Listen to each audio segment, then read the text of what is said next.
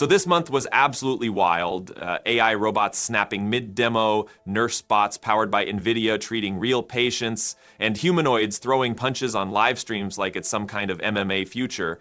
We've seen it all this month. Google came in hard with Gemini Ultra, Imagen 4, Veo 3, and somehow managed to shake the entire AI scene again.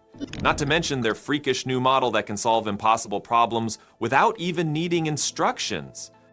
Meanwhile, Unitree gave its robot an actual brain, and it's already acting weirdly human. OpenAI dropped a fully upgraded Codex agent, Anthropic rolled out Claude 4, and Manus AI quietly leveled up behind the scenes. And then there's this, a fully self-trained AI that doesn't need us anymore. It learns alone, evolves on its own, and quite frankly, that changes everything. So whether it's robots going rogue, Google rewriting the AI rulebook, or new agents pushing the limits of autonomy, this past month has been nothing short of insane. So let's talk about it. Robots are getting real, like dangerously real. One of them just snapped mid-demo and started swinging at engineers like it was auditioning for a Terminator reboot. And while that clip set social media on fire, it's only the start. In China, a car company is putting life-sized blonde humanoids with ponytails and sunglasses into showrooms to sell vehicles.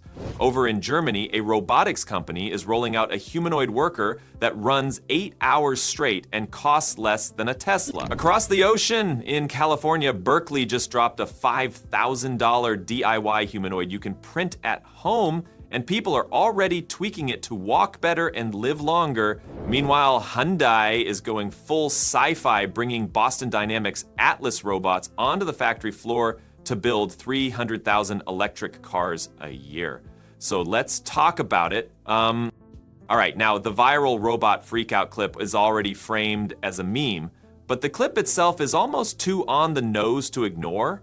Source, the Belarusian TV outfit Nexta, which reposted factory security footage shot somewhere in China. The robot in question, a half-finished humanoid dangling from a construction crane like a marionette, was meant to be going through a routine motion range test. Two engineers stood underneath, hands on tablets reading out servo IDs. Suddenly, every joint spiked. The bot windmilled its arms, kicked its feet, yanked the suspension line sideways, and slid its welded stand across polished concrete. A desktop PC smashed to the floor, a bucket of fasteners scattered, and both engineers scrambled out of reach while the crane hook groaned overhead. The whole tantrum lasted maybe 20 seconds, but it drew more than 100,000 views in 4 hours and spawned 69 comment thread jokes about Skynet. One viewer wrote, "Sarah Connor was feffing right." Another posted a gif of RoboCop's ED-209 falling downstairs, and a surgical resident admitted the scene reminded him that a Da Vinci console is just motors and firmware after all. That clip parallels a wave of headline-friendly prototypes China has paraded all winter. Pudu Robotics' D9 can walk at 4.5 mph, climb stairs, and take a hip check without tumbling. Clone Robotics' February demo of the proto-clone musculoskeletal android flexed synthetic tendons and promised it would one day cook, clean, and hold a conversation. Commenters loved the tech, but called the atmosphere dystopian. The outburst handed them fresh ammunition. It showed how violently a torque value can run away when the safety envelope isn't nailed down.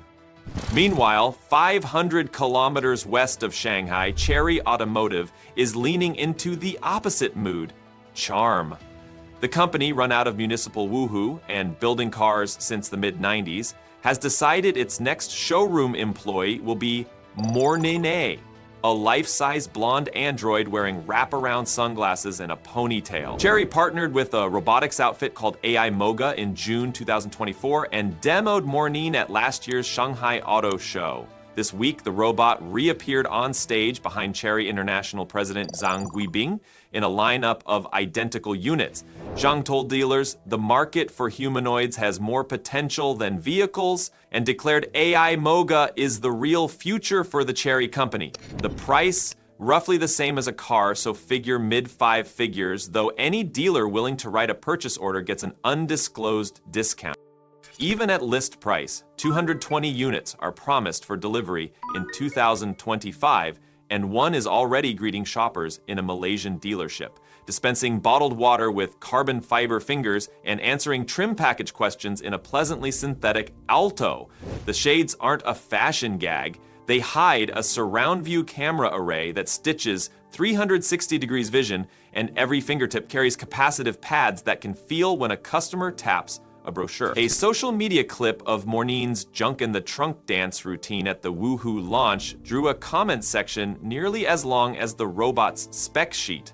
One top-rated reply wondered whether the corporate dress code needed updating for plastic blondes.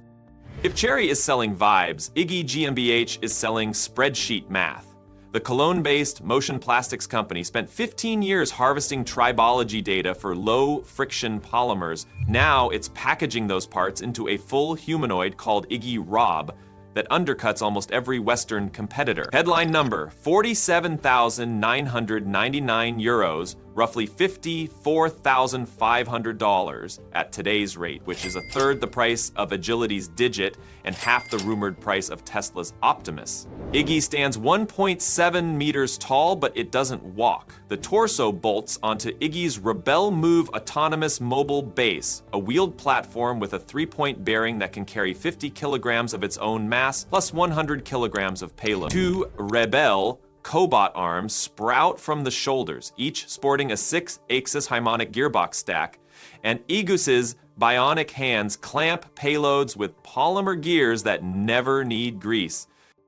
Navigation comes from a roof-mount LiDAR and paired 3D cameras at eye level. Runtime is 8 hours on a single lithium pack. The whole bundle talks ROS2, is CE certified for Europe, and slots into VDA 5050 fleet management dashboards that German factories already use for tuggers and pallet movers. Ingus's sales pitch is brutally practical. They'll ship an evaluation unit, let your team test it in a live cell, maybe at a reception desk, maybe clearing cutlery in the canteen, then fly in an engineer to tweak pick points. If the trial makes financial sense, you keep the robot and pay the invoice. All right, underpinning that confidence is a 3-step roadmap. The 2022 Rebel Cobalt arm proved the drivetrain. The 2023 Rebel hand won an RBR 50 award for under $1,000 dexterity, and the 2024 Rebel Move AMR handled the powertrain. Iggy is just the pieces screwed together. Across the Atlantic, University of California, Berkeley's robotics lab is taking the price war almost to hobby level. Their Berkeley Humanoid Light project dropped complete CAD, firmware, and reinforcement learning scripts onto GitHub with an NSF grant tag. The robot stands 0.8 meters tall, call it a toddler, with 22 cycloid gearboxes. You can print on any home FDM machine that handles a 200 by 200 by 200 millimeter envelope. Hardware bill in the US comes to $4,312, sourced from Shenzhen, and it's $3,236. The costliest line items are 10 high-torque 6512 actuators at $188 each, and 12 lighter 5010s at $136 each. Control is a $120 Intel N95 mini PC pushing 4 1 megabit CAN 2.0 buses at 250 Hz. Power is a 6-cell 4000 mAh LiPo, giving 30 minutes of runtime. On paper, that looks anemic, but Berkeley's party trick is software. They trained a walking policy entirely in simulation and watched it transfer zero shot to real hardware. The release video shows the bot stepping off a lab bench, shrugging its shoulders, writing its initials with a felt tip, stacking foam cubes, and spinning a scrambled Rubik's Cube, solving will take firmware v2.0. The paper's appendix introduces a tongue-in-cheek performance per dollar metric. Peak joint torque divided by height, normalized by price. By that measure, the $5,000 platform outranks several 6-figure commercial machines. Reddit's verdict is split.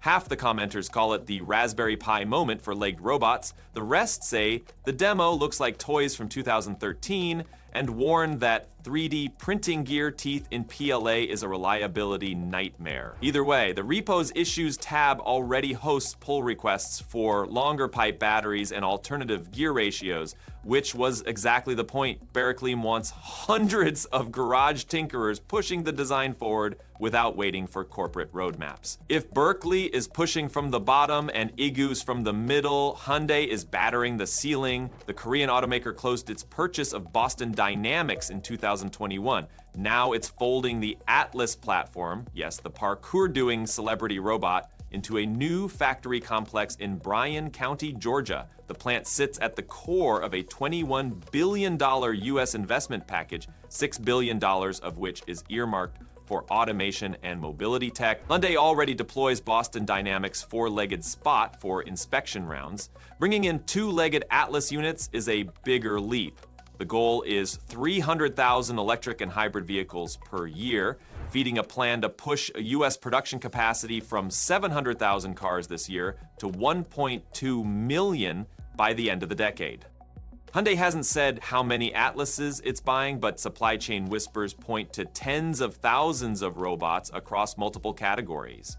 Atlas's appeal is clear. It can step over conveyor tracks, climb stairs, and thread through weld booths designed for humans, which means Hyundai can retool software faster than it could repour concrete. Labor unions are publicly worried about job displacement, yet management argues that uptime and safety statistics will speak for themselves once the bots clock in.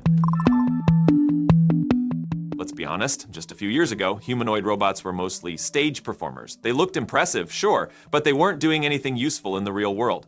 That's changing fast. In this video, we're diving into how Foxconn and NVIDIA built a robotic nurse that's already assisting real patients, how Singapore just brought in its first humanoid security robot, and how a startup backed by $27 million plans to send